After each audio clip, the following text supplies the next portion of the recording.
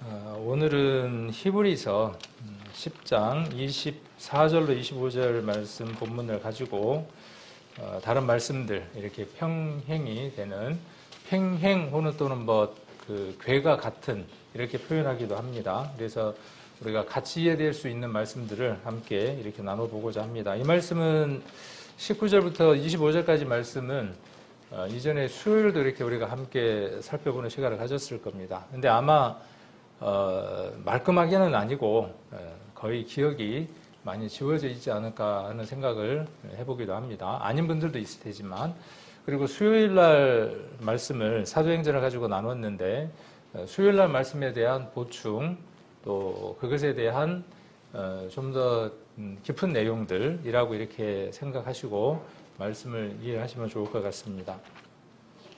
히브리서 10장 24절로 25절의 말씀은 여기 이제 앞에 띄워두었고, 주제는 제가 오직 권하여라고 이렇게 주제를 정했습니다. 권하다. 수요일날 말씀을 들었던 분들은 권하다라는 말이 어떻게 연결되어지는지를 며칠 안 됐으니까 머릿속에 이렇게 이제 담고 있으실 것 같고, 오늘 그 부분을 좀 더 이렇게 수요일날 들었던 부분들을 조금 더 다져보는 그런 시간을 가지려고 합니다. 우리가 성도들에게 권하고 또 돌아보고 이렇게 격려해야 될 게 무엇인가 하는 부분들을 히브리서에서 말하고 있는 것이죠. 지난번 우리가 사도행전에는 이 바나바라고 하는 사람이 구원을 얻고 믿음 안에서 살아가는 사람이 어떻게 해야 하는가에 대해서 권하고 있는 것에 대해서 이야기를 했습니다. 그래서 오늘도 조금 반복되겠지만은 무엇을 권했느냐 하면 굳은 마음으로 주께 붙어 있으라 하는 것을 바나바가 권했던 것을 우리가 수요일날 살펴보는 시간을 가졌습니다. 그래서 오늘도 이 히브리서는 같은 맥락입니다. 그래서 히브리서를 쓴 기자는 히브리서를 써서 우리가 이제 통상적으로 아는 대로 구원받은 유대인들, 유대인들이 어디로 돌아가기 쉬웠느냐 하면, 구원받은 유대인들은 세상으로 돌아갈 수 있었겠죠, 물론 우리가 그런 것처럼. 그러나 그들은 어디로 돌아가기 쉬웠냐 하면, 우리가 고무줄을 확 잡아당겼다가 힘껏 잡아당긴 것만큼 어느 날 그 힘을 견디지 못하고 놓으면 그 반발력, 다시 돌아가는 그 힘은 강하죠. 우리 구원받은 성도들도 그렇습니다. 우리가 말씀으로 힘껏 당겨서 그 원래의 그 삶에서 많이 멀어진 것만큼 어느 날 말씀에서 떠나게 되면 어떻게 되어지느냐 하면, 원점으로 돌아갔을 때의 그 모습은 참으로 비참할 때가 많은 것을 봅니다. 저와 여러분이 아마 그런 모습들을 삶 안에서 많이 이렇게 보게 될 겁니다.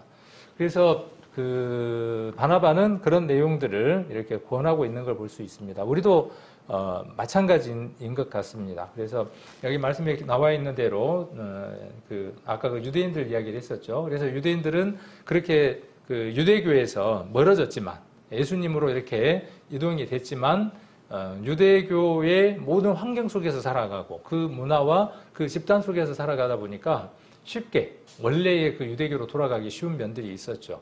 그래서 히브리서를 쓴 이유는 무엇 때문에 썼느냐 하면, 그들이 잘 아는 레위기, 구약에서 가장 핵심이 되는 성경이 어디냐 하면 레위기입니다. 창세기보다도 오히려 어디에 더 중심이 있느냐 하면 레위기가 중심에 있습니다. 우리가 사복음서가 신약의 중심인 것처럼, 예수님이 중심이신 것처럼 그런 부분들을 볼 수 있습니다. 그래서 레위기에 대한 오해, 레위기가 누구를 이야기를 하고 있고, 그 레위기에 보여지는, 나타나 있는 그 일들을 통해서 그리스도께서, 하나님께서 어떻게 우리 삶 안에, 내면 속에서 살아가게 하게 하시는가 하는 부분들을 이렇게 잘 풀어놓은 성경이 히브리서다, 이렇게 말씀을 드렸죠. 레위기는 히브리서에 대한 주석서다, 이렇게 말씀을 드렸죠. 그래서 레위기와 히브리서를 이렇게 같이 읽으시면 훨씬 은혜가 되어집니다. 그래서 이게 히브리서에서는 무엇을 권하고 있느냐 하면, 첫 번째가 서로 돌아보는 거죠. 그 돌아보는 것 가운데에 사랑, 그 다음에 선행, 이것을 격려하라고 이야기를 하고 있고, 그 다음 하나가 무엇이냐 하면 모임을 폐하는 것. 초대교회는 모임이 아주 열정적이었습니다. 시간만 나면 어느 곳에든지 모였던 걸 우리가 알 수 있습니다. 반면에 아까 그 유대교들은 그 모임들을 폐하는 이런 부분들이 함께 있었던 것들을 우리는 볼 수 있습니다. 그래서 여기 지금 히브리서에 나와 있는 내용 속에서 권하는 것, 이 내용과 또 구약 성경 속에서 그러면 하나님의 말씀을 직접 받았던 모세는 이스라엘 백성들에게 무엇을 권했을까? 그 다음 모세의 그 대를 이었던 여호수아는 말씀 속에서 이스라엘 백성들에게 무엇을 권면하고 무엇을 격려하고 무엇을 말했을까 하는 부분들을 우리가 한번 살펴보면 유익하지 않을까 하는 생각을 해봅니다. 로마서 15장도 그렇고 우리가 전도집회 때 많이 들었던 말씀처럼 무엇이든지 전에 쓴 성경 또 모든 성경은 하나님의 감동으로 된 것으로 교훈과 책망과 바르게 함과 의로 교육하기에 유익하다 이렇게 말씀을 했고 로마서 15장도 마찬가지죠. 무엇이든지 전에 기록한 것 우리에게 기록한 모든 것들은 우리에게 무엇을 주기 위한 것이냐 하면 교훈입니다. 이게 보여지는 모든 것들을 통해서 우리 삶 안에 보여지지 아니하는 능력 되시는 그리스도가 우리를 어떻게 이끌고 가시는가 하는 부분들을 실천과 교육하고 있는 것들이 구약의 내용들입니다. 그래서 바나바가 어떻게 권했는가 수요일날 한번 봤었고 오늘 히브리서 유대인들에게 무엇을 권하고 있는가는 뒤에 한번 살펴보도록 하고 모세와 여호수아가 이스라엘 민족들에게 무엇을 권면하고 무엇을 권하고 어떤 말들을 했는가 하는 것들을 먼저 한번 살펴보도록 하겠습니다. 찾을 성경은 신명기입니다. 오늘 말씀을 들으시고 그냥 일주일간 그냥 보내지 마시고 신명기 4장 그 다음에 여호수아서 23장 이렇게를 한번 깊이 묵상을 해보시면 유익하지 않을까 하는 생각을 해봅니다.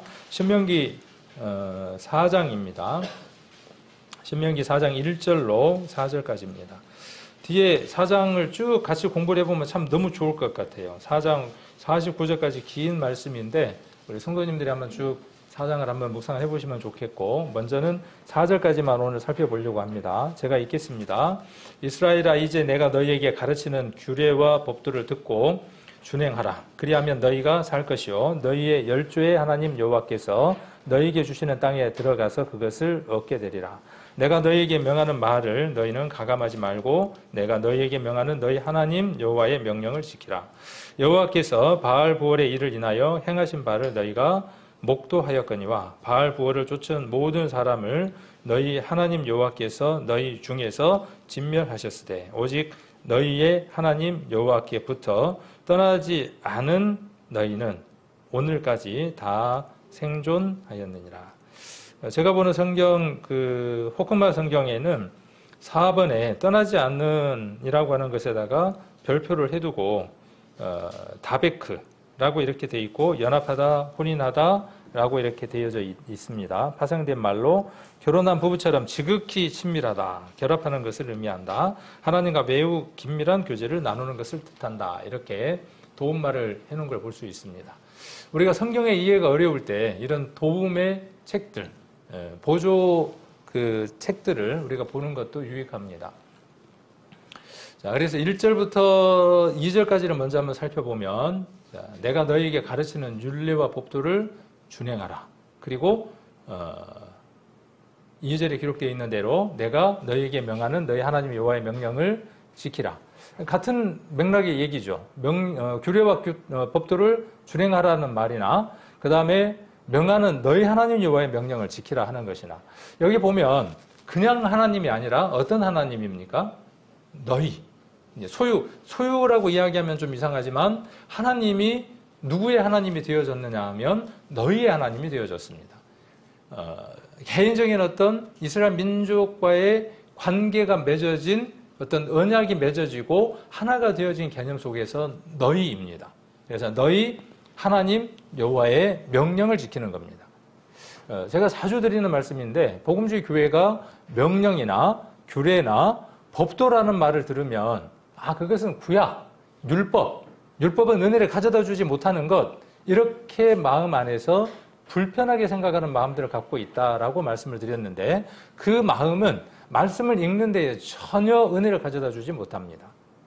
율법과 또 법도와 규례 이 모든 것들이 율법이라고 하는 것으로 한정되어졌을 때에는 죄를 깨닫게 하는 것, 그리스도에게 인도하는 몽학 선생이 되는 것 그런 어떤 것들로 우리가 충분히 이해되어질 수 있고 유익이 분명히 우리에게 있습니다. 구원을 가져다 구원을 가져다 주기 때문에. 그러나 이 말씀을 그렇게 읽는다면 성경의 전체적인 의미를 온전하게 이해하지 못하는 겁니다. 성경 속에서 전체의 뜻을 우리가 먼저 이해하는 게 필요하겠죠. 그래서 우리는 어디로 돌아갈 수밖에 없느냐 하면 창세기로 돌아갈 수밖에 없습니다.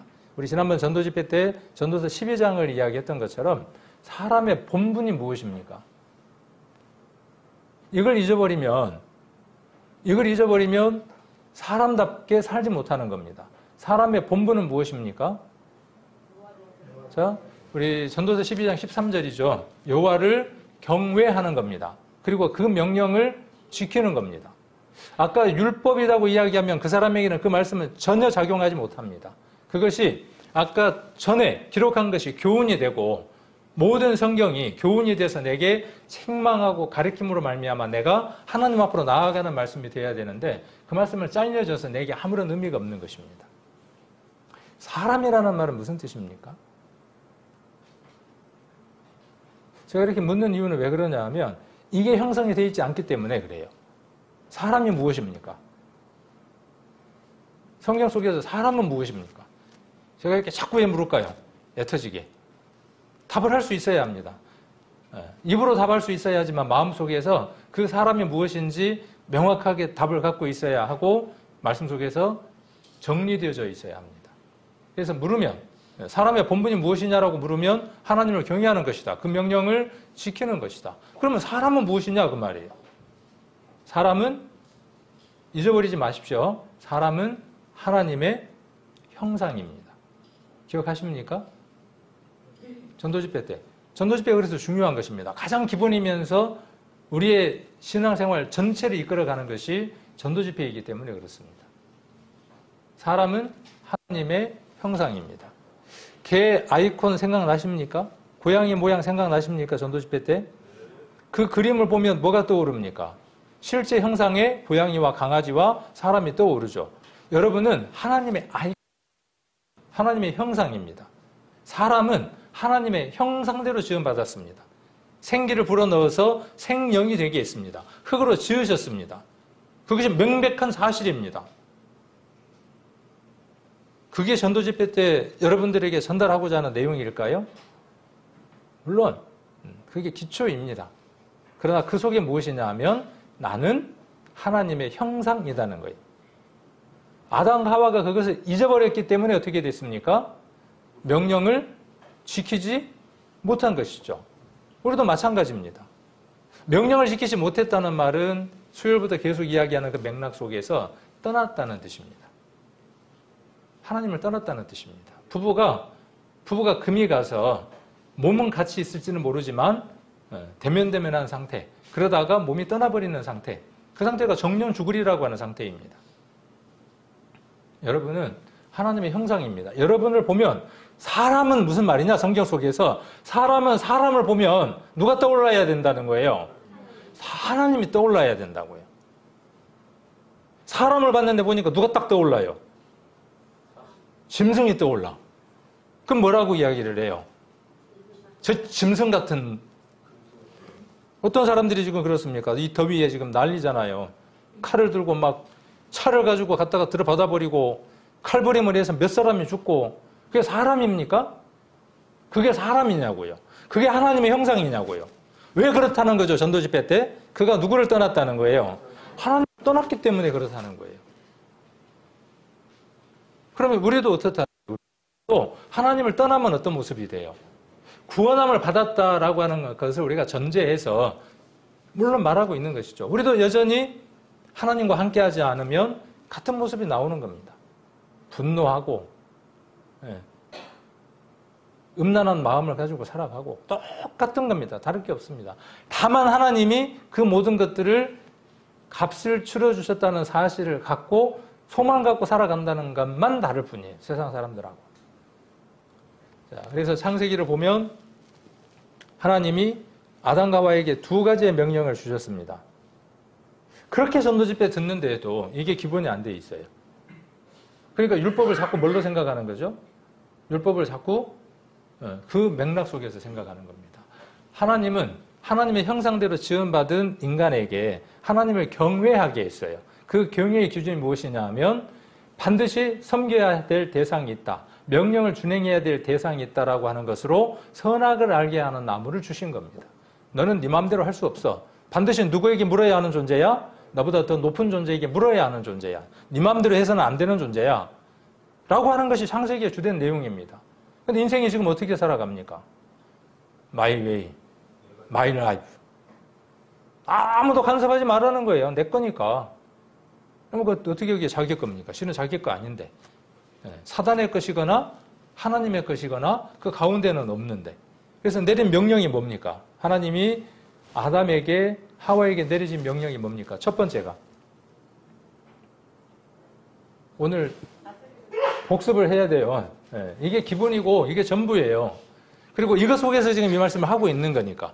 신명기가 지금 이스라엘 백성들에게 제가 지금 이렇게 이야기하는 것처럼 이스라엘 백성들에게 신명기 다시 한 번 더 하나님의 말씀을 반복하고 있는 거죠. 3번에 걸쳐서 설교를 하고 있는 내용이에요. 지겹죠, 이스라엘 백성은. 들은 거 또 들어? 나 그거 아는데? 귀에 딱지가 앉아서 피가 막 철철 날 것 같아. 만화 같은 데 보면 막 피가 철철 나잖아요. 잔소리를 들으면. 이게 신명기예요. 오늘도 제가 여러분들에게 다른 얘기가 있겠습니까? 결국은 그 얘기인 겁니다. 왜? 여전히 우리는 이스라엘 민족이 걸었던 그 길을 여전히 우리 안에서 답습하기 때문에 그 길을 갈 수밖에 없기 때문에 어디까지 갈 때까지 이스라엘이 가나안 땅까지 들어가고 그 땅 안에서 그랬던 것처럼 우리에게 구원의 말씀이 이루어졌고 그 구원의 말씀 안에서 살아가는 동안에도 여전한 것처럼 그리고 그곳에서 전쟁을 치러서 그 땅을 정복해야 되는 것처럼 우리에게 그 과정이 동일하게 남겨져 있습니다. 언제까지 이 삶을 살아야 합니까? 주님이 오셔서 완전한 것으로 우리에게 덧입혀 주실 때 그때 우리는 이 불완전한 삶에서 끝나는 겁니다. 그때까지는 우리는 어떻게 살아야 합니까? 사람의 본분을 지키는 것 속에서 살아가야 하는 거죠. 그래서 첫 번째 명령이 무엇이었냐 하면 아주 긍정적이고 좋은 명령이었어요. 어떤 명령이었습니까? 다스리고 지키는 명령이었습니다. 그러니까 명령은 2가지인 거예요. 어렵게 많은 게 아니라 하라입니다. 하라. 여기 나와 있는 것처럼 그러면 살 것이다. 그렇죠? 하나님이 주신 모든 말씀이 뭐냐 하면 그렇게 하면 너희가 살 것이고 그렇게 하면 너희가 복 받을 것이고 그렇게 하면 너희에게 행복이 주어질 것이라는 거예요. 반면 부정적인 명령은 무엇입니까? 먹지 말라요. 먹지 말라. 먹으면 정령 죽는다는 거예요. 안 먹으면 그럼 어떻게 되는 겁니까? 먹는다는 말은 뭐냐 하면 그것을 내가 구체적으로 취하고 그쪽에 적극적인 삶을 살아간다는 의미예요. 지난번에 우리가 주일날 예수 그리스도의 살과 피를 먹지 않으면 이라고 표현을 했잖아요. 그러니까 입으로 먹는다라는 표현도 되어지지만 그것을 먹어서 내가 그 삶으로 방향을 바꾼다고 하는 의미이죠.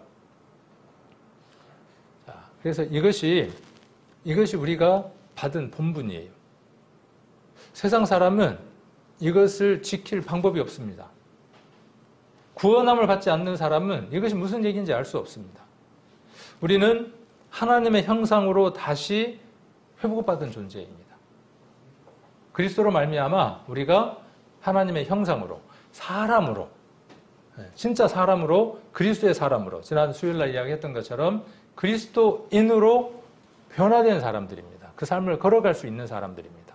그 사람들에게 주어진 명령은 여전하다고요. 무엇? 하나는 다스리고 지키는 겁니다. 여전히. 또 하나는 뭡니까? 먹으면 죽는다는 거예요. 먹으면 죽는다는 말은 뭐냐 하면 하나님을 떠나면 죽는다는 얘기예요. 하나는 뭐예요? 하나님에게 붙어 있으면 그 말이에요. 먹으면 그 말이고 하나는 먹지 않으면 그 말이 되겠죠. 자, 그리고 3절 한번 보시면 여호와께서 바알보올의 일을 인하여 행하신 바를 너희가 목도하였거니와 바알보올을 쫓은 모든 사람을 너희 하나님 여호와께서 너희 중에서 진멸하셨으되 이게 지금 누구에게 이야기하는 거냐 하면 바울이 이스라엘 사람들에게 가나안 땅을 들어가기 전에 앞에 있는 내용들을 전부 다 회상하면서 이야기를 하는 것이죠. 너에게 이런 일이 있었지, 이런 일이 있었지, 이런 일이 있었지. 이 일은 왜 있었는지 알아? 딱 두 가지. 하나님 떠났기 때문이다. 오늘 이야기하고 있는 것처럼. 하나는 무엇이다? 여기 지금 뒤에 이야기하려고 하는 하나님께 붙어 있으니까 생존했더라. 이렇게 지금 말하고 있는 것이죠. 자, 이 바알부올의 일은 민수기 25장의 사건이죠. 발락의 사건이죠. 그들을 갑자기 그 단어가 생각이 안 나는데 어쨌든 이 이스라엘을 망하게 하려고 하는 거죠. 망하게 하는 데 있어서 최고 좋은 방법이 무엇이었느냐 하면 이방 여자를 데려다가 주는 일이었어요. 세상 것을 가져다가 붙여주는 거예요. 그리스도인들이 가장 타락하기 쉬운 죄악 중에 하나가 무엇이냐 하면 음란입니다. 그 육체적인 음란을 하게 되면 하나님을 떠나는 실제적인 그 음란도 함께 이루어지게 됩니다. 민수기 25장을 한번 보겠습니다. 민수기 25장 1절입니다. 이 사건을 지금 모세는 떠올리게 하는 거예요. 너희가 이런 경험이 있지라고 이야기를 하는 겁니다. 25장. 자, 이스라엘이 시딤에 머물러 있더니 그 백성이 이스라엘이 어디에 있었냐면 시딤이라고 하는 장소에 있었어요. 그리고 그곳은 이 부올이라고 하는 산이 그 근처에 가까이 있습니다. 그리고 거기에는 모압 사람들이 섬기는 신이 있었습니다. 그 신을 지금 무엇이라고 이야기하느냐 하면 바알 부올이라고 이야기합니다. 이 바알이라는 말은 내 신 그런 뜻입니다. 바알이라는 얘기는. 이게 부올이니까 뭐예요? 부올에 있는 신 그 말이에요. 부올 지방에 있는 신. 신은 누구밖에 없습니까? 어느 지방을 가든 어디를 가든 하나님 한 분밖에 없는데 이스라엘이 어디에 머물렀다는 거예요? 시딤이라고 하는 장소에 머물렀을 때예요. 우리도 우리의 인생길 여정 가운데에 많은 곳에 머뭅니다. 세상길을 살아가면서 하나님이 약속하신 그 땅까지 우리에게 온전한 몸으로 부활될 때까지 우리는 여러 과정의 여정의 길을 걸어야 합니다. 그 곳은 이방입니다. 자, 이곳에서 그 백성이 모압 여자들과 음행하기 시작했습니다. 자, 그리고 2절에 보니까 그 여자들이 그 신들에게 제사할 때에 백성을 청함해 백성이 먹고 그들의 신들에게 절함으로 이스라엘이 바알 부올에게 부속된지라 여호와께서 이스라엘에게 진노하시니라. 그래서 무엇을 내렸습니까? 6절 보면 이후에 보면 9절 한번 보겠습니다. 그 연병으로 죽은 자가 24,000명이었더라. 하나님이 죽음이라고 하는 것으로 여기 지금 무엇으로 기록되어 있습니까? 여기 신명기에는 그것을 무엇으로 지금 말씀하고 계십니까? 너희 하나님 여호와께서 너희 중에서 진멸했습니다. 어떤 자들을 진멸했다는 거예요? 지금 우리의 표현으로 보면 하나님께 속하지 않고 세상 것을 바라보는 모든 삶 전체입니다. 그것을 우리에게 실천과 교육을 이렇게 보여주시는 거니까. 여기 재밌는 단어가 있습니다. 부속이라는 얘기예요. 부속. 우리 어느 대학교에 보면 부속 유치원, 부속 초등학교 이렇게 있죠. 그 부속입니다. 그 학교에 포함된, 소속된 그런 뜻입니다. 그래서 그거보다 훨씬 더 강한 의미예요. 연결됐다, 묶였다 그런 뜻이에요. 자, 시작은 어디에서 시작됐습니까? 아리따운 여인에서 시작이 됐습니다. 노아 홍수가 무엇 때문에 멸망당했습니까? 아리따운 여인들 때문에 멸망당한 겁니다. 지금도 마찬가지입니다. 내 눈에 보기 좋은 그것 때문에 하나님을 떠나게 되는 시작점이 만들어지는 겁니다. 그리고 그것에 절하게 되고 순서가 그렇죠. 순서가 어때요? 모압 여자들을 보게 되고 음행하게 되고 그들의 신에게 절하게 되고 순서가 절하게 되고 그 다음 어떻게 돼요? 그것이 구체적으로 계속 반복되면서 거기에 부속되는 겁니다. 처음 한 번이 무서운 겁니다. 저기 산속에 오솔길이 처음부터 오솔길이 나 있는 게 아니라 누군가가 한번 걷고 그 뒤를 또 한번 걷고 계속해서 걷다 보면 잡초도 사라지고 맨땅이 생기면서 길 하나가 생기는 겁니다. 여러분의 습관도 그렇게 결정되는 겁니다. 교회 안에서의 습관은 뒤에도 말씀드리겠지만 참 중요합니다. 어떤 습관을 갖느냐는 것에 따라서 그 사람이 성장할 수 있느냐, 정체되어 있고 머물러 있느냐가 결정됩니다. 수요일 날 말씀드렸던 것처럼 나는 모든 예배에 참석하는 것을 내 신앙의 기준으로 삼는다. 그렇게 시작을 하면 습관이 어떻게 세워지느냐 하면 매번 참석하는 습관이 세워집니다. 그리고 그 습관이 무너지면 어떠냐 하면 불편하죠. 그렇죠. 우리가 습관이라는 게 무너지면 불편해요. 자리에 꼭 앉아 계시다가 자기 자리들이 있죠. 다른 자리로 가면 어떻습니까? 낯설고 불편하고 그렇죠. 그래서 이동하는 게 참으로 어렵잖아요. 자, 그래서 베드로 후서 2장을 한번 보겠습니다. 베드로 후서 2장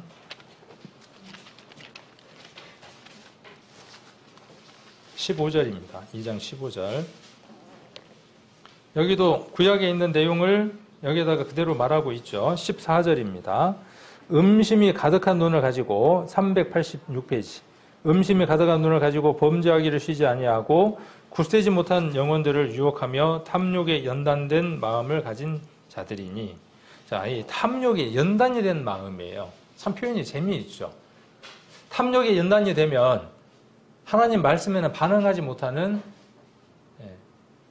화인 맞은 마음, 뭉둥병 걸린 마음이 됩니다. 자, 그리고 저주의 자식이라고 이야기를 했습니다. 15절, 저희가 바른 길을 떠나 미혹하여. 자, 바른 길을 떠나 그랬어요. 떠나. 이 표현을 우리 이번 주 그 전주에는 이해할 필요가 있습니다. 떠난다는 거. 떠난다. 아담과 하와가 하나님 말씀을 떠났어요. 그 떠남이 무엇을 가져다 주었냐 하면 하나님하고의 단절 그리고 육체적인 죽음을 가져왔습니다. 이제는 우리가 반대로 이루어져 가는 거죠. 하나님하고 관계가 형성이 되어지고 우리에게 영원한 생명이 주어지는 것이죠. 자, 그리고 뒤에 말씀 오직 너희 하나님 여호와께 붙어 떠나지 않는 너희는 오늘까지 다 생존하였느니라.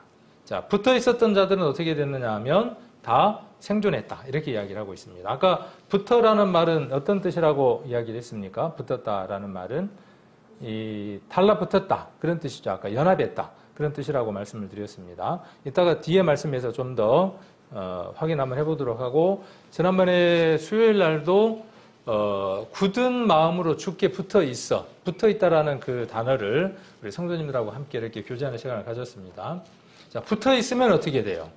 붙어 있으면 생존하는 겁니다. 그래서 붙어 있는 방법 중에 가장 좋은 방법을 제가 수요일 날 뭘 제안을 드렸냐 하면 모든 예배에 우리 성도님들이 반드시 다 참석하는 것을 원칙으로 삼을 수 있는 기준이 되어지면 생존의 가능성이 높아집니다. 율법을 지금 이야기를 하냐? 주일 성수를 얘기를 하는 것이냐? 그렇게 이해를 하면 좀 섭하죠. 그런 얘기가 아닌데, 지난번에 분명히 안식에 대한 이야기를 해드렸죠. 안식일, 우리가 한 날에 대한 얘기를, 교제를 나누었습니다. 우리 안에 이미 안식이 이루어져 있고, 우리에게 있어서 모든 날은 안식이고, 우리에게 있어서 한 날은, 우리에게 주어진 한 날은 그 날 자체로 아주 소중한 날입니다. 어떤 특별한 날이 있는 것이 아니라. 왜 그러냐 하면 하나님이 복 주고 쉬셨기 때문에 그렇습니다. 모든 날 쉬게 하셨습니다. 그래서 우리는 모든 날 쉬는 사람이고, 또 그 쉼 속에서 하나님이 일하시는 것처럼 하나님의 일을 할 수 있는 사람이 되어졌다는 것이 복음의 주된 메시지입니다. 이것이 우리로 하여금 그러니까 어떤 날도 모이지 않아도 상관없어. 왜? 우리는 이미 안식이 이루어진 자고 모든 게 이루어진 자인데 뭐 한 날을 지키는 게 의미가 있어 라고 사단이 묘하게 꽈배기를 틉니다. 누구처럼요? 아담과 하와에게 거짓말을 친 것처럼, 뻥카를 날린 것처럼요, 거짓말을 치는 겁니다. 그런 것처럼 우리 안에 어떻게 거짓을 말하느냐 하면 큰 모임에 갈 필요가 뭐가 있어? 배운 게 있잖아. 교회는 그리스도의 몸이고 에클레시아잖아. 우주적인 교회잖아. 내가 굳이 교회 안 간다고 할지라도 나는 이미 교회 속에 소속되어 있는 거야. 기도? 기도를 이렇게 부지런히 이렇게 손을 모으고 기도할 필요가 있어? 하나님 우리 속에 계시는데, 모든 걸 다 보시는데, 그 생각 같으면 뒤에 말이 잘못된 겁니다. 하나님이 계셔서 모든 것을 본다 그러면, 곧다구로 살겠냐, 그 말이에요. 그 마음이 맞으면, 앞뒷말이 안 맞는 거예요. 하나는 믿음이 있는 것 같은데 하나는 어떻습니까? 자기 육체의 빌미로 삼고 있는 것이죠. 왜 제가 주일에 대한 이야기를 계속 이야기를 하느냐 하면 교회가 가장 기본이기 때문에 그래요. 그리고 수요일, 금요일도 마찬가지입니다. 말씀을 먹지 않고 말씀 속에서 단단해 있지 않으면 교회가 가려고 하는 방향이 있습니다. 교회가 가야 할 방향이 있고 교회가 가려고 하는 방향이 있는데 그것은 주일과 수요일과 구역 예배들을 통해서 함께 공유되는 겁니다. 아까 지난번에 말씀드렸던 것처럼 밥을 같이 먹는 겁니다. 그 밥을 먹으니까 방구를 껴도 냄새도 비스무리하고, 예? 청국장을 먹었으니까 부부가 방구를 끼면 이불 속에서 방구를 끼면 청국장 냄새가 같이 날 거 아닙니까? 그런데 한 사람은 뭔 방구를 끼냐 하면 고기를 먹은 방구를 끼고 한 사람은 청국장 방구를 끼는 거예요. 냄새 맡으면 어때요? 너 고기 먹고 왔구나 그러고 아는 거죠. 네, 비유를 하자면. 그래서 교회가 복음을 전하는 데에 하나님이 구원받는 사람의 수를 더하는 데 있어서 첫 번째 요소가 무엇이냐 하면 예배가 회복되는 거예요. 예배가 정말 하나님을 경외하는 모습으로 바뀌어져야 됩니다. 이제 그런 면에서 필요해요. 지금까지는 많이 자유로웠다 그러면, 지금까지는 너무나 자유로웠다 그러면 올해 2023년 내 것을 벗자 그랬으니까 우리의 모습들 가운데에서 그런 부분들을 벗고자 지금 애를 쓰는 거죠. 목사는 그 방향으로 지금 계속 말씀을 주신 대로 교회 안에 공급하려고 애쓰고 있고, 설교자들도 그 맥락 속에서 자기가 깨닫는 것들이 있으면 공급하고, 또 교제도 어떠냐 하면 그 속에서 교제를 해 나가는 거죠. 술을 채워서 수요일이나 금요일 날 사람 없으니까 그 술을 채우려고 발버둥을 치는 게 아니라, 그것 때문에 이렇게 이야기를 하는 것이 아니라 그래야만 하기 때문에, 하나님 말씀이 그러하기 때문에 우리가 가야 하는 그 길 속에서 이것이 우선이어야 되기 때문에, 여러분 마음 가운데에 예배나 성도가 모이는 그 모임에 빠지는 그것이 하나님 앞에 죄송스러운 마음이어야 하고, 그 죄송스러운 마음이 성도들에게도 미안한 마음이 되어야 되고, 온전한 회개는 우리가 누가복음에 기록되어 있는 대로 탕자의 회개를 보면 어떤 회개인가를 알 수 있죠.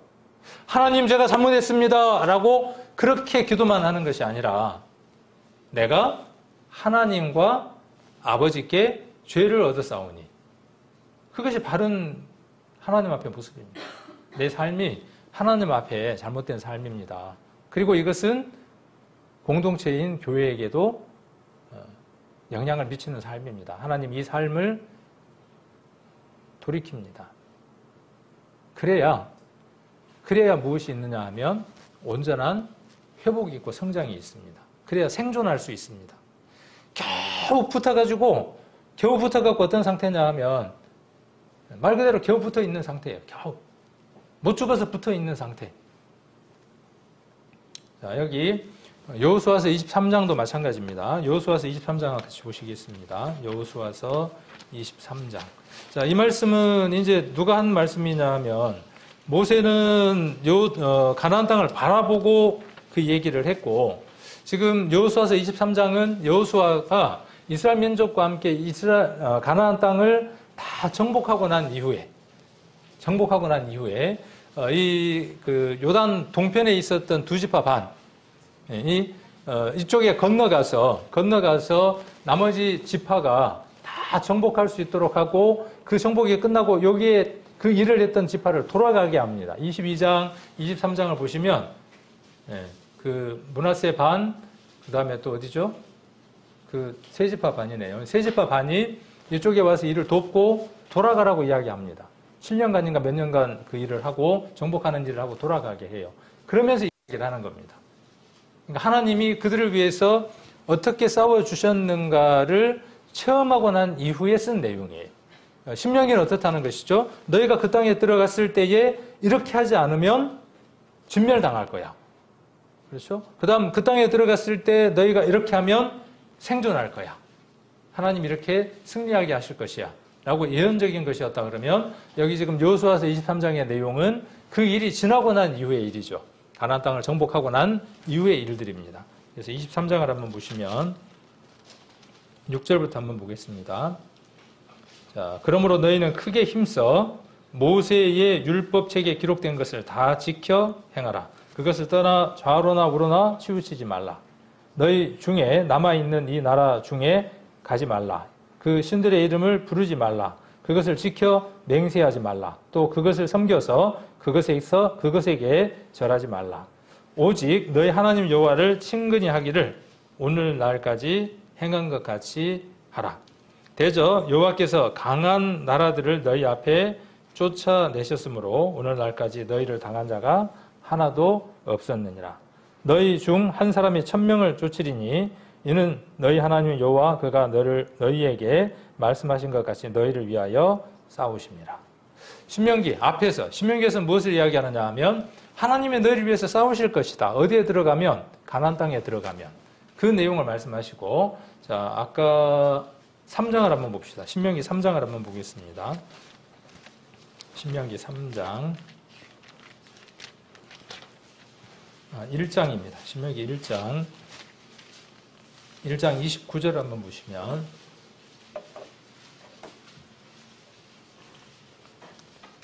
가나안 땅에 들어갈 거니까 가나안 땅에 들어가서 이렇게 하라라고 지금 이야기를 하는 겁니다. 1장 29절.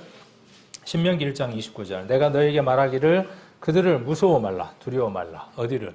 가나안에 있는 7 족속을 두려워 말라는 거예요. 이 말씀은 우리에게 이렇게 적용될 수 있습니다. 우리에게 있는 세상 사람들, 내 직장에 있는 동료들, 보여지는 모든 사람들 두려워하지 말라라고 적용할 수 있습니다. 근데 그건 좀 표면적인 것이고요.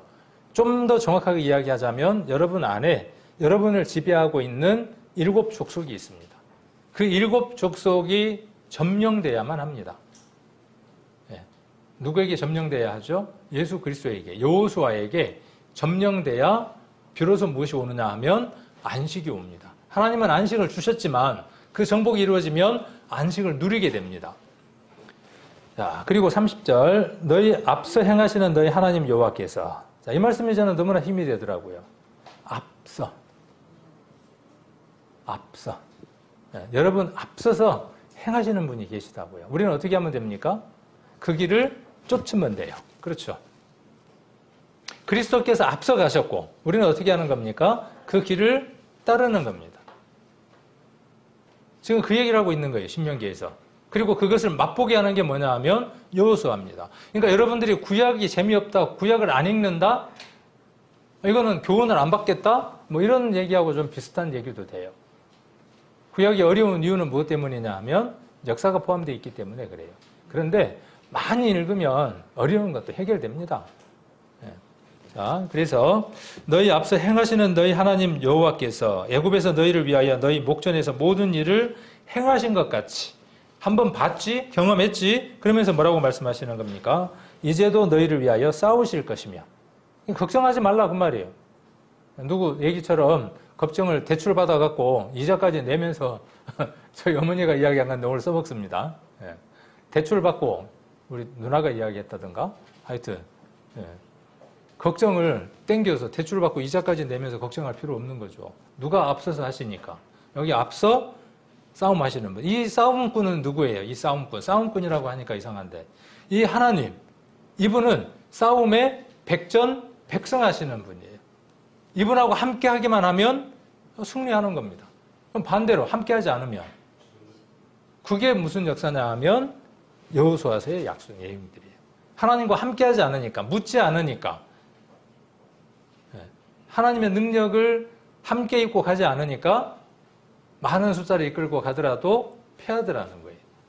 자, 그리고 31절. 광야에서 너희가 당하였거니와 사람이 자기 아들을 아는같이. 그렇죠. 이 표현이 얼마나 우리에게 힘이 됩니까? 사람이 자기 아들을 아는같이. 하나님 우리를 어떻게 하신다는 거예요? 우리를 자기 아들을 안는 것처럼 안으신다고요. 자기 몸을 우리를 위해서 주신 그 하나님이 우리에게 무엇을 주시지 않겠냐 그 말이에요. 우리에게 무엇을 주시지 않겠냐 그 말이죠. 근데 이것은 무엇이냐 하면 우리의 신앙생활의 깊은 내면들을 지금 말하고 있는 겁니다. 너희 하나님 여호와께서 계속 너희 하나님 여호와입니다. 너희의 행로 중에 너희를 아느사 이곳까지 이르게 하셨느니라 하나 이 일에 너희가 너희 하나님 여호와를 믿지 아니하였도다. 이 믿지 않는 게 뭐예요? 떠난 거예요. 불신이 뭐냐 하면 불순종을 낳는 것이고 불신이 불순종을 낳고 그 불순종이 다른 길을 걷게 하는 겁니다. 여전히 우리도 마찬가지인 것이죠. 33절 그는 너희 앞서 행하시며 앞서라는 말이 계속 나오죠. 앞서 행하시며 장막 칠 곳을 찾으시고 밤에는 불로 낮에는 구름으로 너희의 행할 길을 지시하신 자니라. 그분이 영원하신 그분이 그때만 그렇게 이스라엘에게 하시겠다? 아니에요. 성경을 기록한 목적이 어디에 있는 거예요? 지금 우리에게 어떻게 하시겠다는 거예요? 그렇게 하신다는 거예요. 무엇으로 그렇게 하실까요? 이전에는 모세, 여호수아, 선지자를 통해서 지금은 무엇으로? 말씀으로. 그 말씀이 성령에 의해서 우리 안에서 역사할 때 우리는 그 성령의 지배를 받게 되고 그로 말미암는 성령의 충만함을 채우며 살아가는 겁니다. 이게 중요한 것이죠. 에스겔서 14장도 한번 보겠습니다. 에스겔서 14장. 이런 말씀들이 구약을 읽으면 굉장히 많이 나옵니다. 떠났다 이런 내용들이 14장 6절입니다. 에스겔서 14장 6절 1168페이지 같이 한번 읽겠습니다. 그런즉 너는 이스라엘 족속에 이르기를 주 여호와의 말씀에 너희는 마음을 돌이켜 우상을 떠나고 얼굴을 돌이켜 모든 가증한 것을 떠나라. 자, 돌이켜야 하고 그 다음에 떠나야 하는 거죠. 우리 인생이 세상을 향해 있을 때 근데 문제는 뭐냐면 내가 세상을 향하고 있지 않다고 생각하는 것이죠. 왜? 나는 구원받은 사람이니까. 이스라엘이 하나님의 백성인데 그렇죠? 그럼에도 불구하고 그들이 하나님을 떠나 있었던 시간이 있었던 것처럼 우리도 여전히 우리의 하나님임에도 불구하고 우리가 하나님을 떠나 있는 시간이 있고 세상을 버타며 살아가는 시간이 무수히 많습니다. 내가 즐기고 내가 좋아하고 내가 놓지 못하는 정복하고 있는 나를 정복하고 있는 여러 족속들이 있다고요. 그리고 그것에 절하고 있고 그것의 요구를 내가 지금 충족시키며 살아가고 있죠. 그것을 발견해야 하는 거죠. 먼저. 그래서 마음이 돌이켜야 하고 설교는 그 마음에 하는 것입니다. 여러분 마음에다가 하는 겁니다. 여러분 마음이 이 말씀이 씨가 돼서 여러분 마음이 옥토가 되고 이 말씀이 씨가 되어져서 그것에 뿌려져서 30배, 60배, 100배 결실을 하는 것이 필요한 것이죠. 그래서 우상을 떠나고 너희 얼굴을 돌이키고 모든 가진 것을 떠나라는 거예요. 떠나라. 자, 그래서 그것을 떠나 그랬죠. 자, 여기 보면 색깔을 칠을 해뒀는데 다시켜 향하라 크게 힘써 그랬죠. 이 힘쓰다라는 말은 꽉 붙들고 매달리다 그런 뜻입니다. 꽉 붙들고 매달리다. 아까 어떤 말씀하고 같은 것이죠. 앞에 보시면 여기에서 4장에서 아까 어떤 말씀이 있었죠? 떠나지 않는다. 떠나지 않는다와 같은 겁니다. 그래서 힘쓴다, 힘써 붙든다 그 말입니다. 그래서 다 지켜 행하고 그것을 떠나 그랬어요. 자, 우리가 하나님을 떠나면 아무것도 아닌 그 무가치 상태로 그대로 있을까요? 그 비유를 뭘로 이야기하느냐면 자전거 이야기하잖아요. 자전거는 페달을 굴리지 않으면 언젠가는 멈춥니다. 지금 굴려놓은 그것 때문에 어느 거리까지나 가겠지만 그 이상의 거리를 가지 못합니다. 끊임없이 어떻게 해야 되느냐 하면 돌려야 하는 것이죠. 자, 그런데 그것을 떠난다는 것은 어떤 의미냐면 거기로부터 멀어지는 것이죠. 하나님으로부터 떠나는 겁니다.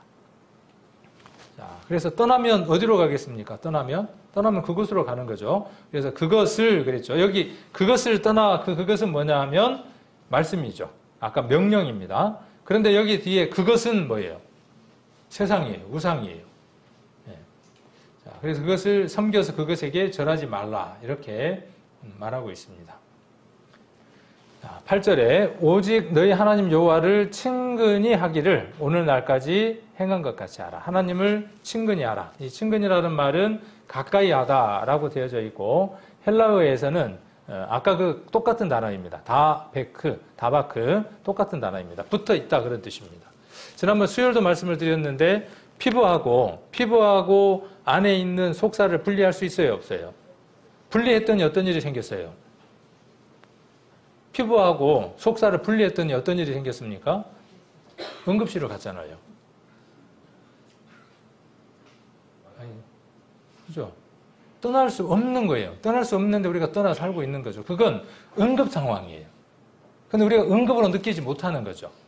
깨어 있으면 모든 신체기관이 정상이면 팔과 피부가 분리되는 일이 있으면 하는 거예요. 그렇게 들리더라고 주방에서. 제가 그거 흉내낸 거예요. 깜짝 놀랐어요, 막. 예. 언젠가 주방에서 한번 칼 갖고 뭔 일이 생기지 그러고 있었는데 아이고 오늘이 그날인가 보다 그러고.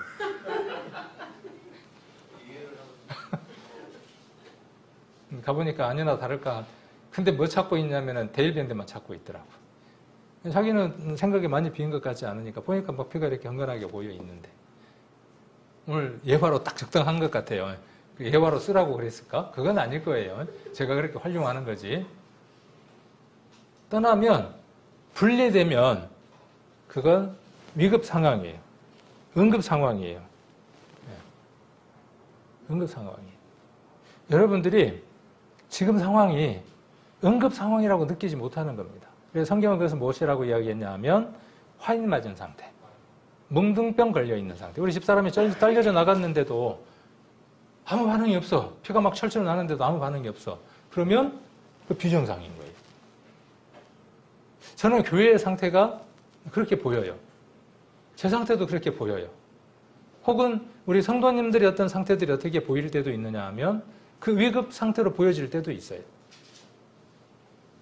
그러면 어떻게 이야기돼야 됩니까? 괜찮아. 데일밴드 발라갖고 잘 싸나? 그건 아니잖아요. 위급 상황이라고 이야기를 하고 그 위급 상황을 해결해야 될 거 아니에요. 모세와 여호수아는 이스라엘 민족에게 무엇이 위급 상황인지를 주지하고 있고 그것으로 말미암는 결과까지도 보았다라고 지금 말하고 있는 겁니다. 그래서 욥기를 보면 찾으면 또 시간이 많이 가니까 욥기 19장 20절에 보면 욥이 무엇을 이야기하느냐 하면 피부와 살이 붙어 있는 표현을 합니다. 그래서 피부와 살이 뼈에 붙어 있고 그리고 예수님이 고난 당할 것을 시편에 미리 말씀하실 때도 뭐라고 기록되어 있냐 하면 이 혀가 입천장에 붙어 있다라고 이야기했습니다. 그럴 때 피부와 살이 뼈에 붙어 있다 할 때 아까 다바크라고 이야기를 하고 이 혀가 입천장에 붙었다 할 때도 똑같은 단어를 씁니다. 찰싹 붙어갖고 어때요? 뛰면 예수님의 고통이 어땠다는 거예요. 혀가 입천장에 붙어서 뛰면 어떻게 돼요? 혀가 갈라지는 고통을 느꼈다 그 말입니다. 그런 고통을 우리를 위해서 치료주셨다 그 말이에요. 그런데 우리가 받는 고통은 그거 받고 싶지 않는 거예요. 위급 상황인 겁니다. 아주 심각한 위급한 상태입니다. 그래서 대저 여호와께서 강한 나라들을 너희 앞에서 쫓아내셨고, 자 너희 하나님 여호와 그가 누구를 위해서 싸우신다고요? 너희를 위해서 싸우십니다.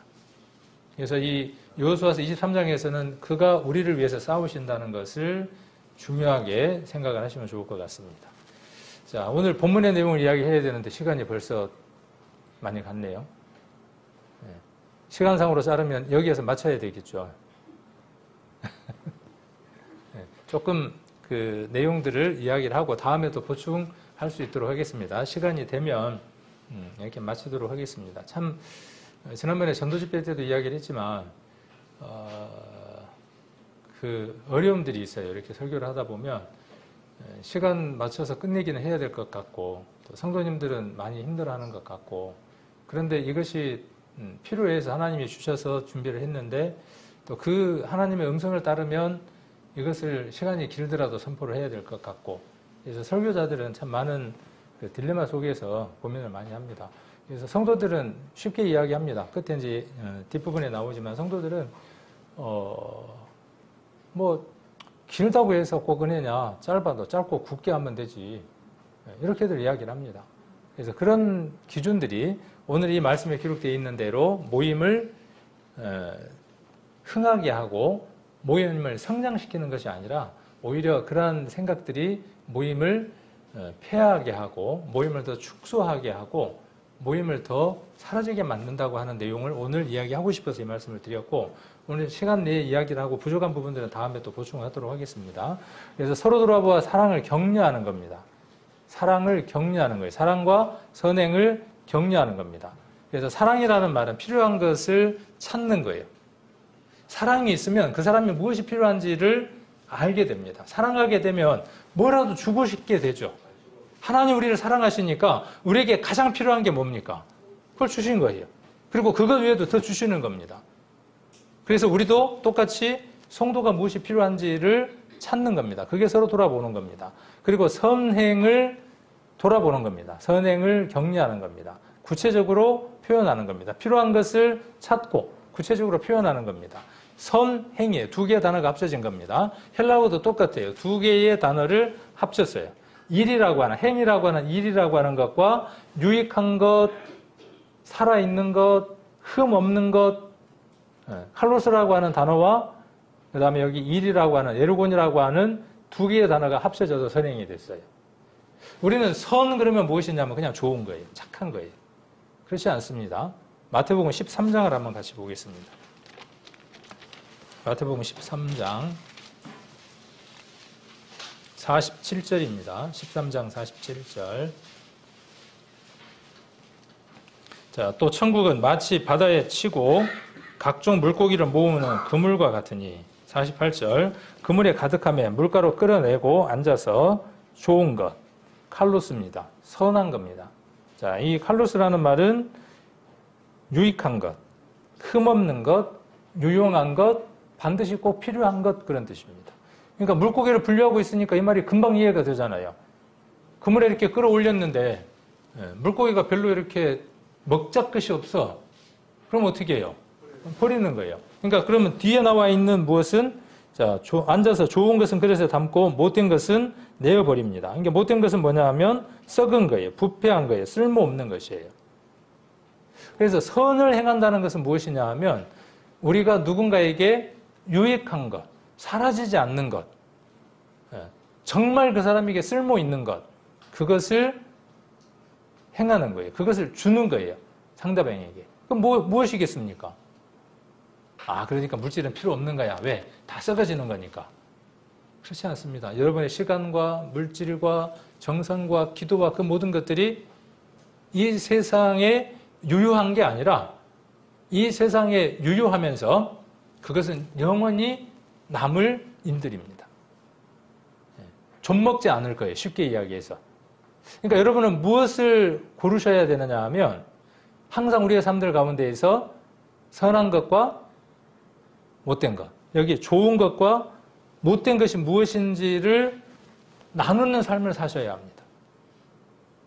그것을 권해야 된다 그 말이에요. 그것을 격려해야 합니다. 그래서 선이라고 하는 것은, 선행이라고 하는 것은 유익한 것, 남는 것, 흠없는 것, 또 다른 의미로 회개한 것, 그런 의미도 있어요. 회개한 것. 하나님 앞에 회개한 건 선한 겁니다. 하나님 앞에 회개한 건 좋은 겁니다. 그러나 회개하지 않는 건 더럽고 추하고 흠이 많은 겁니다. 자, 그리고 모이기를 힘쓰라 그랬는데 모이기를 피하는 어떤 사람들의 습관과 같이 하지 말고 오직 권하여 그날이 가까움을 볼수록 더욱 그리하자. 쉬운 성경에는 어떤 사람들이 하는 것처럼 교회 모임에 빠져서는 안 됩니다. 직선적으로 이렇게 표현을 했습니다. 여기는 교회 모임에 빠지면 안 됩니다. 그렇게 이야기를 했고, 그날이 다가오는 것을 볼수록 함께 만나며 서로 격려해야 할 것입니다. 어떤 사람들의 습관과 같이 모이기를 중단하지 말고 서로 격려하여 주님이 오실 날이 가까울수록 더욱 모이는 일에 힘씁시다. 어떤 사람들의 습관처럼 우리는 모이기를 그만하지 말고 서로 격려하여 그날이 가까워오는 것을 볼수록 더욱 힘써 모입시다. 그러니까 모입시다라고 우리 성도님들에게 제가 권하는 건 목사로서 권하는 겁니까? 말씀에 그렇게 기록되어 있으니까 그렇게 해야 된다고 여러분들에게 함께 하자고 말하는 것입니까? 누구의 말로 받으면, 세상도 그렇더라고요. 누구의 말도 귀하게 받으면 능력이 나타나더라고요. 위인들의 말도 잘 받아들이면 힘이 되어지는 것처럼 자, 한 장소에 모이는 겁니다. 한 장소. 그래서 모이기를 패한다. 이 말에 모이기라는 말은 무슨 말이냐 하면 한 장소로 모이는 겁니다.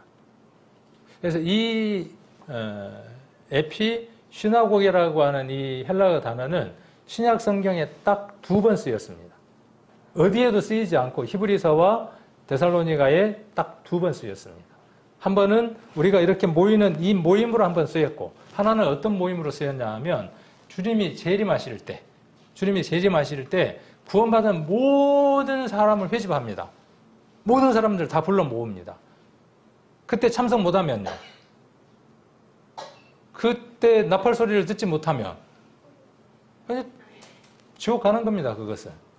그 부름에 참여하는 것이 에피 시나고게입니다. 그러므로 지금 여기 히브리서 10장에서 이야기하는 에피 시나고게는 무엇을 이야기를 하느냐 하면 그 연습을 하는 겁니다. 거기에 모일 사람들이, 거기에 모여지는 사람들이, 혹은 거기에 모일 수 없는 사람들이 이 장소에 모여져서 그 장소에 모일 수 있도록 모든 것들을 다 점검하는 시간이 에피 시나고게입니다. 이 날을 등한히 여기면 이 날에 참석할 수 있는 확인들을 할 수 없는 비참함이 함께 나옵니다. 그래서 에피 시나고게라는 말은, 에피라는 말은 무엇 속에 그런 뜻이고, 시나고게라는 말은 회당이라고 이야기합니다. 유대인들의 회당을 가리켜서 시나고게라고 이야기를 합니다. 그래서 신약에 2번 쓰였고, 시나고게라는 말은 무슨 뜻이냐 하면 모이게 하다, 불러들이게 하다, 같이 모이다라는 말이 시나고에서 시나고게, 회당이라는 말이 나온 거죠. 그러니까 회당이라는 말은 모이게 하는 장소, 그런 뜻이 되는 거고, 시나고라는 말은 모인다, 그런 뜻이 됩니다. 한 장소에서 모이는 겁니다. 한 장소. 지금 이것을 이야기를 하는 겁니다. 지금 이렇게 모이는 것. 자, 이것은 유형의 모임입니다. 이 유형의 모임을 등한히 여기는 사람은 에클레시아라고 하는 이 무형의 모임을 중요하게 여긴다는 말 모순이 있습니다. 유형의 모임을 중요하게 생각하는 사람은 유형의 모임이 무엇인지, 무형의 모임이 무엇인지를 압니다. 에클레시아라는 말 우리 많이 들었죠.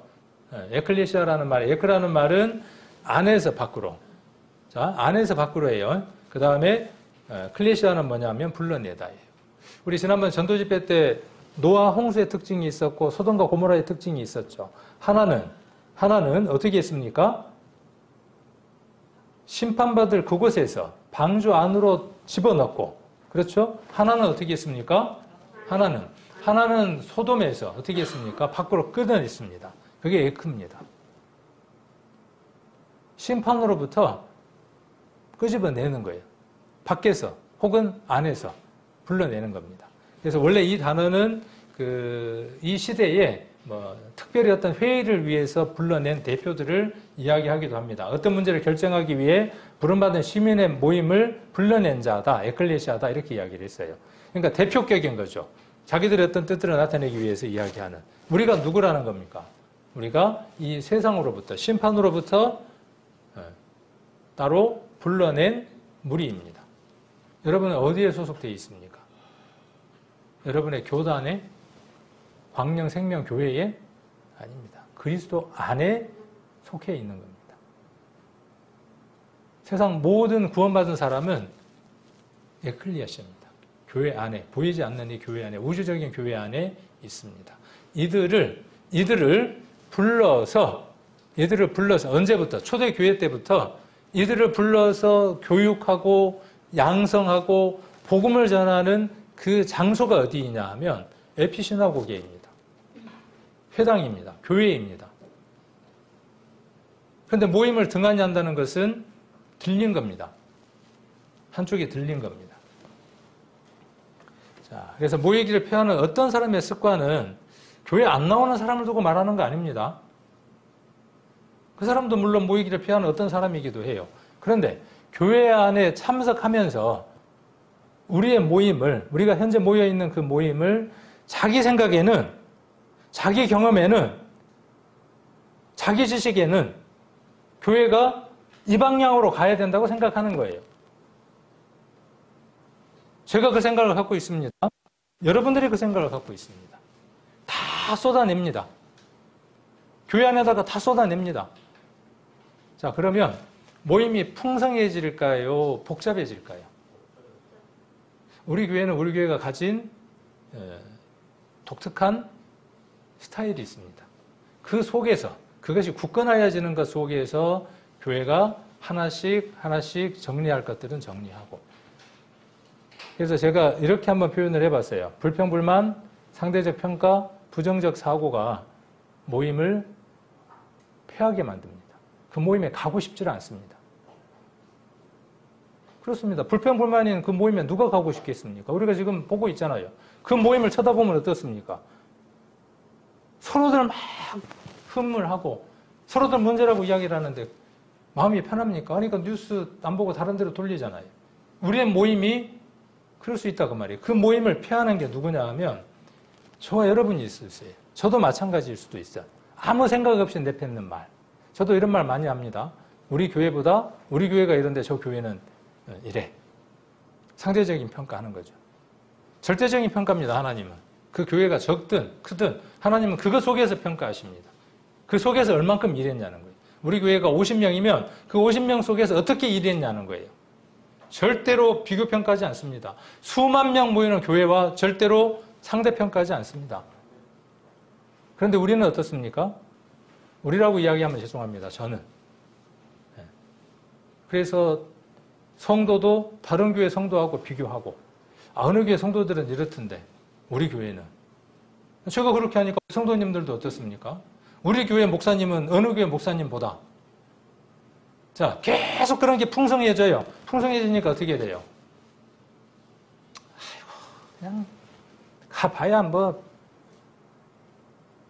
우리가 은혜를 얻고 힘을 얻을 수 있는 것은요 말씀 외에는 없습니다. 그래서 부정적인 사고 해봤는데 안 돼? 안 될 것 같아? 이런 사고들도 우리가 해결할 필요가 있습니다. 저는 이런 얘기를 종종 합니다. 안 하는 것보다는 하는 게 좋고 할 수 있으면 해보는 것이 좋습니다. 죄가 아니면. 그리고 10,000원을 해야 되는 일이면 혹 50,000원을 할 수 있으면 10,000원보다는 50,000원을 선택하는 것이 훨씬 낫습니다.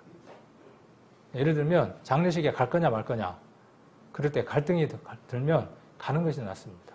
결혼식에 가야 되냐 말아야 되냐 내가 입장이 좀 곤란한 입장이다. 가야 되냐 말아야 되냐 가는 것이 맞습니다. 교회를 가야 되냐 말아야 되냐 가는 게 옳습니다. 거기다 비교하니까 좀 그런가요? 비교할 수 없는 거예요. 거기에다가는. 자 50,000원을 할 거냐 100,000원을 할 거냐 갈등하죠. 저는 큰 쪽을 택하는 것이 훨씬 더 제게 이로운 것이라고 생각을 합니다. 지금 당장 보기에는 50,000원이 손해인 것 같아. 그러나 먼 뒷날을 보면 100,000원 하는 것이. 예를 들어서 제가 축의금이나 조의금을 할 때 이거 내가 50,000원을 해야 되나 100,000원 해야 되나 그럴 때는 제가 그렇게 생각하니까 2번 생각 안 하고 100,000원을 합니다. 200,000원 해야 되나? 100,000원 해야 되나 200,000원 해야 되나? 700,000원 해야 되나 100,000원 해야 되나? 그러면 100,000원을 선택하는 게 맞아요. 살림은 어렵겠죠. 근데 먼 앞날을 보면 훨씬 그 편이 나아요. 그래서 우리에게 그런 부정적인 어떤 생각들 이런 것들을 조금 정리하는 게 필요합니다. 그 다음 아까 권하여라는 말이 이렇게 기록되어 있는데 권하여라는 말은 이 파라칼레오라고 이야기를 합니다. 그래서 파라칼레오에서 파라클레시스 위로 이제 파라라는 말은 곁에 그런 뜻이고 칼레오는 부르다 그런 뜻입니다. 자기 곁으로 부르다 그런 뜻이고 파라클레시스는 거기에서 나온 말인데 격려하다 위로하다 그런 뜻입니다. 그래서 이 휘오스 파라클레시스는 휘오스라는 말은 아들이고 파라클레시스는 위에 나와 있으니까 격려죠. 위로의 아들 누구를 두고 이야기하느냐 하면 바나바. 우리 지난번에 사도행전 4장에서 우리가 한번 봤었습니다. 그래서 바나바는 착한 사람이고 성령과 믿음이 충만한 사람이었습니다. 그래서 파라클레토스라고 하는 말은 곁에 있도록 부름받은 자, 보혜사를 이야기를 합니다. 여러분 곁에 누가 계십니까? 여러분 곁에 파라클레토스가 계셔요. 그러니까 이거를 그냥 보혜사라고 하지 말고 자꾸 연습을 한번 해보세요. 그럼 나중에 누가 옆에서 그게 뭔 말이야 그러면 풀어서 이야기해주면 되겠죠. 파라클레토스가 있는 거예요. 여러분 곁에. 왜 제가 그렇게 자꾸 이야기를 하느냐 하면 곁에서 곁에서 청하고, 그렇죠? 곁에서 청하고, 말하고, 도와주고, 위로해주는 분이 누굽니까? 성령이에요.